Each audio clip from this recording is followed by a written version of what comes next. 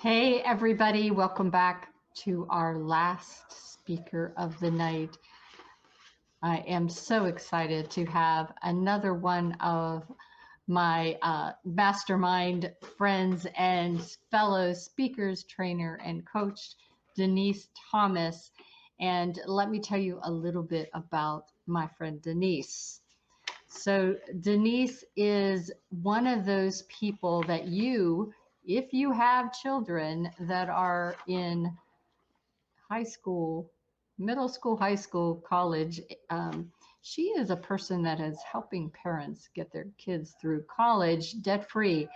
But she does so much more. Let me tell you about her. She is a TEDx speaker, international best-selling author, and a coach to parents of college bound teens using her proprietary, repeatable strategy. Her homeschooled two teens attended their first choice college on 17 scholarships exceeding $199,000, walking out of college with cash in hand. They got paid to go to college. Send your kids to college on other people's cash is the best way to go. College doesn't have to be a death sentence. And I've told her many times, I wish I would have known her about, 2009 and going forward, and it would have saved me $199,000. But hey, that's life. I know you now, and I'm so happy, and I tell everyone about your awesomeness. Please tell everybody what part of the world you're calling in from, and tell us why. I don't know why we wouldn't, but tell us more about why you do what you do, Denise. Thank you so much, Vicki. I am just tickled to be able to be here today to share some of the really interesting facets about what I do with you. It's interesting. Yes, I help families put their kids through college debt-free and preferably with cash left over, which is a concept both concepts, people are like, excuse me, you can do that? Yes, actually, it's pretty interesting. Now, a lot of your audience here today are business owners or they work in a business of some kind and they understand marketing because as a business owner, you have to market your business to your perfect client. Well, we're doing the same thing in what I do as a strategy for families is we are marketing your teen to the colleges. So what we're doing in essence is we're telling the college, this is the kid you really want. This is the perfect student for your school, and they're willing to pay for that. So it's a really awesome thing. And you asked why or how I did this. I started this out of desperation for my own family. We had some financial struggles, and I know a lot of people going through COVID in the last few years had some serious financial struggles as well. And for me, it was prior to COVID, and my husband had gotten laid off a couple of times, and the stock market crashed, which it has done recently as well. And we found ourselves with no money left. And it was really a time in our lives when, let's just say, there was a lot of tears and a lot of why me going on. Because you do everything right. You're investing. You don't have a bunch of credit card bills and things like that. It's you're doing things the way you're supposed to be doing, the way everybody says to do it, and yet the bottom falls out anyway. So now what? Yeah. And I found ourselves in a position where we were in a new apartment with two kids about to start high school. We had no cash, no savings, no college savings plan, no 401k left, no house to borrow equity from. And we had gone bankrupt throughout all of this. So with the bankruptcy, we could not co-sign for the student loans everyone likes to talk about. Yeah. I think that's the hardest part, is realizing, Okay, yeah, we believe that everyone has college debt, but the truth is they don't. 30% graduate debt free every year. I was determined to find out what that 30% were doing that the rest of us don't know about. Mm-hmm. And I So, put into place everything I needed to that I thought logically would have an impact on that. And that's how it got started. So I had no intention of doing this, for a business. This was strictly for my own kids. I was desperate. My kids needed to go to college. How are we going to do this? So it wasn't until after my youngest went off to college and my husband and I, we bought a 42-foot motorhome, went full-time RVing for 5 years. But the entire time we were on the road, I was getting phone calls, text messages, and emails asking, how did you do it? My kids are just starting high school, or my kids are coming up to high school. What do we have to do? mm-hmm. And Vicki, I found myself literally copying and pasting. Here's what we did. Here's the order of what we did. Here's how to do it. And from that, I realized everyone needs to know this. Yeah, This is something that's important for every family. for sure. Absolutely. So we're going to talk today. We're not going to focus solely on that because you have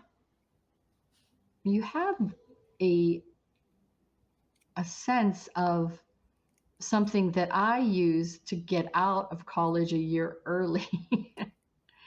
And that is to be able to use your experience to make a difference. So for me, I matriculated, or I don't know if I said that right, but I use my experience to get rid of 1 year. I was 49, and it was looking at another year that I was going to have to go to college, and I did all my college online while I was traveling for business all the time.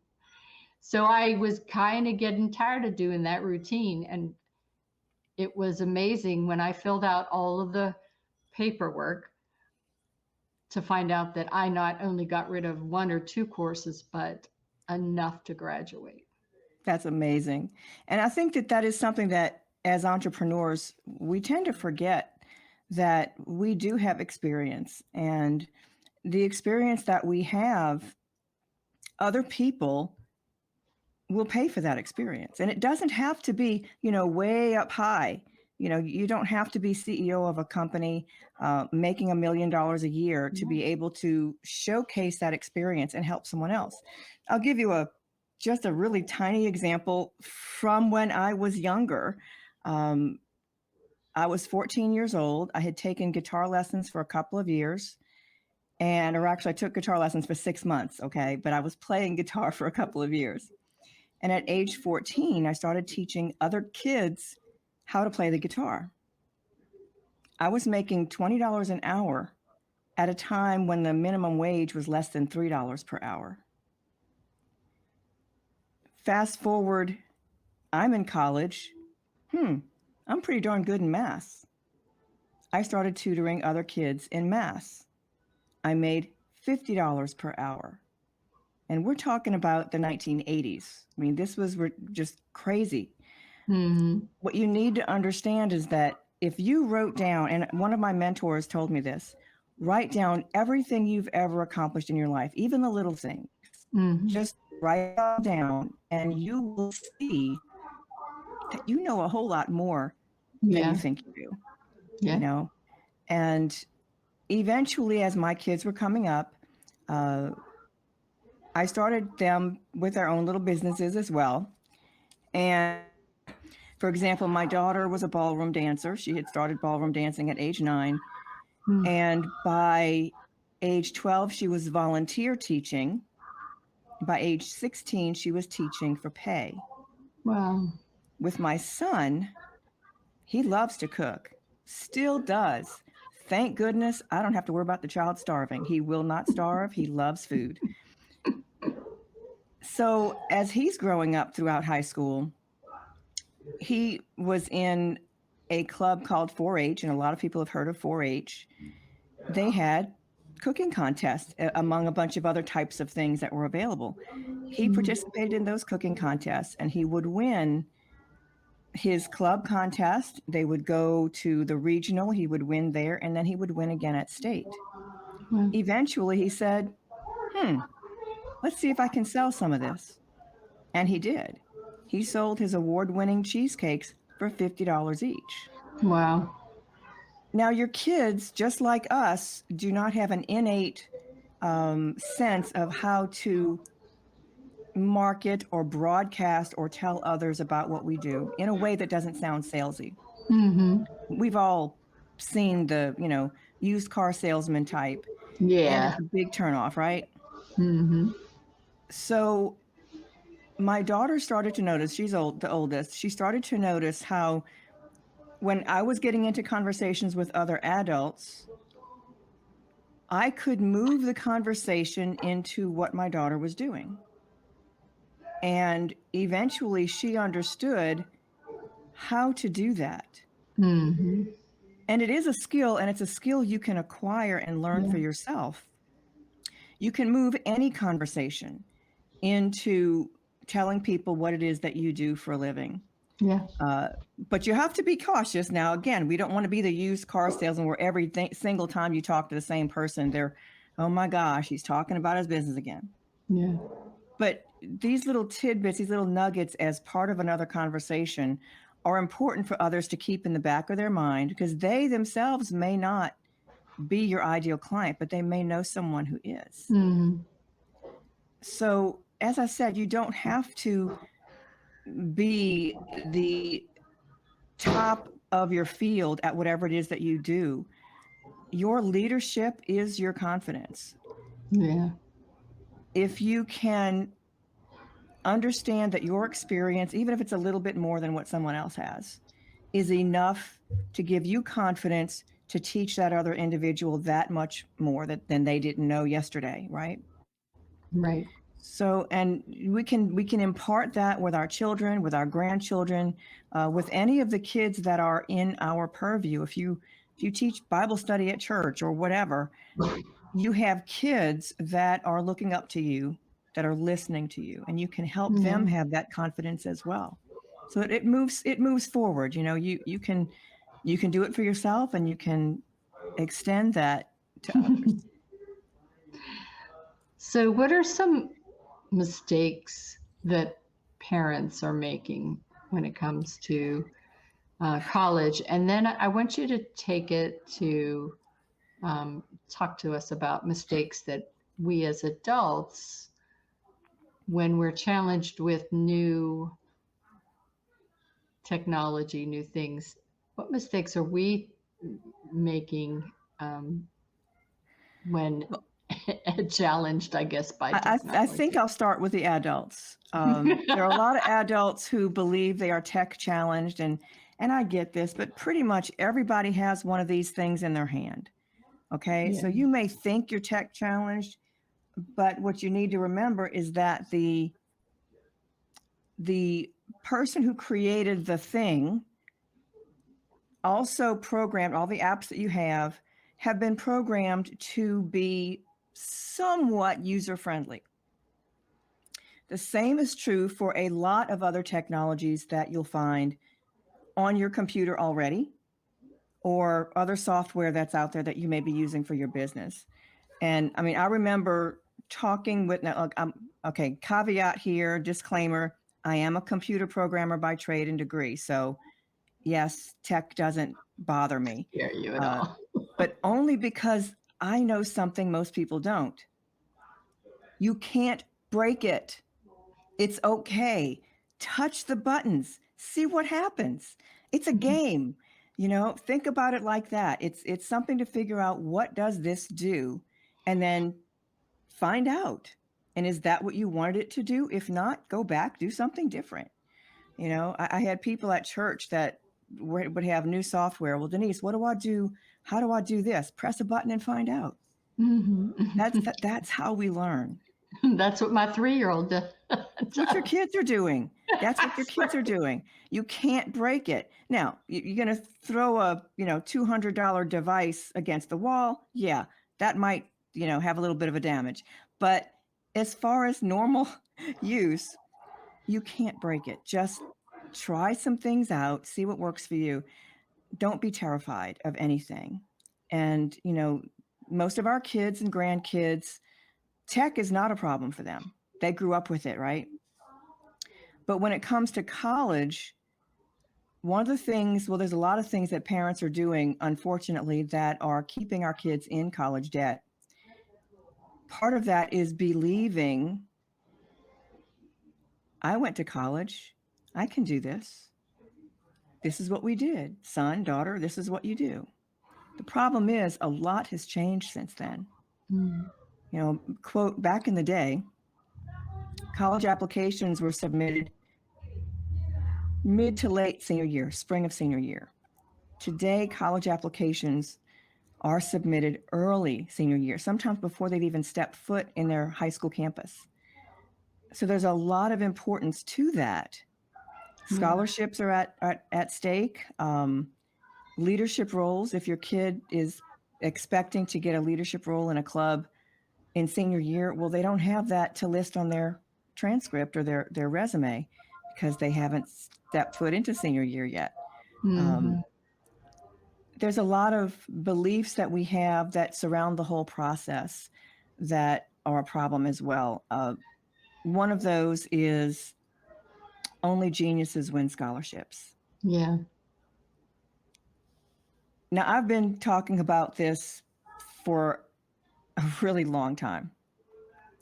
And when I'm on a stage and I'm speaking about my kids and how I'm able to help families get all of this money, one time, and this was just before COVID, I was on a stage in California and a mom came up to me afterward and said, your kids must be geniuses because my kid applied to 40 scholarships and won none. I felt so bad, mainly because I realized what I had not said from that stage is that literally half of the scholarships that my kids won, half of that, $100,000 worth, did not ask for GPA or test scores. The money is out there. You just need to know basically how to win. Yeah. And that's why I work with the youth to improve their public speaking, because when you know how to speak well in person, you also know how to answer questions, discussion questions, interview well, and you can get scholarships because of that. Absolutely. One of the biggest things that kids can do or that you can do for your kids, I don't care how old they can be 3, 4, 5 years old. Reading is one of the most important factors of success in all of life, not just getting accepted to college or getting scholarships. Have your kids learn to enjoy reading. The more voracious of a reader your kids are, the better they're going to do in life. And it sounds weird, but it just is. It's just part of it. They understand how to speak well because they hear it in their head from all the reading they've done. When my youngest was in first grade, it was just timing in life is everything. And it was when pre-K had been around for several years by then. And so her sister, who was 3 years older than her, pre-K had just been started. And so when she got to first grade, they were teaching them how to read. When my second child went to first grade, the kids were reading at all different levels, and a little gentleman on the opposite side of the table from her was reading at 5th grade level. Wow. This mama did not know to work hard with my little one who liked to play outdoors more than read. And so she became totally embarrassed by her inability. And the teacher wouldn't do anything because there were 25 other kids in the class. So I created bookstore or Becca Bucks to be able to give her extra credit for doing things. And then I eventually moved her out of the school because they were categorizing her as learning disabled. And I kept on telling them, it's just that she can't read. And in the next school, they had like a lab to teach her extra reading and self-confidence. And that child was reading Harry Potter Oh, wow. that year. And she made 4.0 in high school and college, and is a voracious reader now. But it was all because we took the time to read with her. Exactly. I think that as parents, we assume we're dropping our kids off for 8 hours a day and everything they need is going to be there. Mm-hmm. And unfortunately, that's just not the case. And you hit the nail on the head. They've got 20, 30 or more kids in the classroom. And to be honest with you, they can only teach to the slowest person in the room or to the upper echelon in the room. It's really hard for everybody to get what they need. I learned that myself when I was teaching. I homeschooled my kids as well. And one of the things that I found was that as I was teaching a group of even as small as 5 kids, I could only go as fast as the slowest person in the room. Yeah. That's just, if you want everyone to learn, you've got to start there. Right. Now, you mentioned something else I thought was really cool. You talked about teaching public speaking and interview skills. One of the scholarships that my son had applied to had an interview, a group, interview, like there were 3 or 4 or 5 adults and him in a chair, right? And he did not win the scholarship. But they liked him so much by the way he answered the questions. He built a rapport. They sent him a $500 check anyway. Nice. Because they wanted him to win something. Yeah.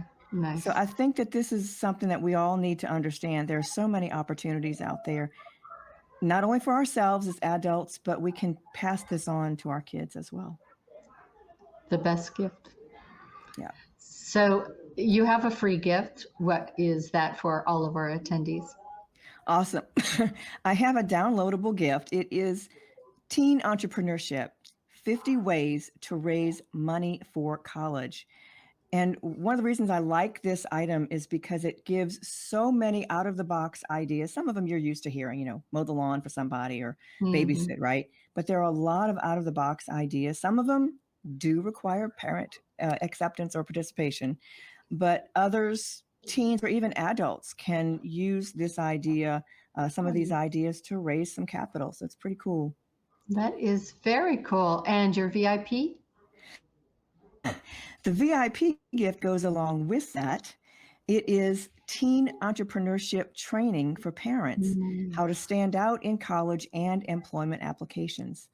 One of the things that I realized is that there are certain things that very few teens going to college or adults getting out of college going into the work world, certain things really raise that flag that says, ooh, that's cool.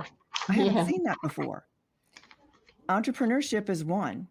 Wow. And there are several others that are really, really awesome to have on your or your kid's resume that other people stand up and just like, oh my gosh, that's so cool. It says a lot about who you are. I work with 2 different groups. One's in high school for entrepreneurs, and the other is in middle school. And it is so fulfilling. But this teacher that teaches it is just so wonderful to get maybe 30, 40 of us entrepreneurs to volunteer to help. But just think, these kids, and he's been doing it now for 11 years. I've been volunteering for him. And just think how many of those kids are making a difference in the world because what they were taught outside of the core classes to really be able to put into a career. I really wish more of that were available, just, across the board. There's so many opportunities for families, and a lot of it we don't think about because as parents, not every parent has ever had an entrepreneurship gig of some kind. They don't even know where to start. But we've always done that in our family. I started, as I said, at age, of course, age 12, you're babysitting. At age 14, my own business, and then in college as well, and beyond. My daughter now has 4 businesses that she Yeah. owns. Yeah. And it's because she understands. You find out what people willing to pay for. What are we missing in this Mm. area that I'm in that I can fill Yeah. that gap, Yeah. right? There's so many opportunities. Yeah. I always say that, the anti-aging business that I have, I'd rather push that to college kids because it's better than them slinging burgers, and they're making a difference, and they're learning something that's going to be able to give them residual income. What else is it? Absolutely. That's a great way to do um, college rather than slinging burgers.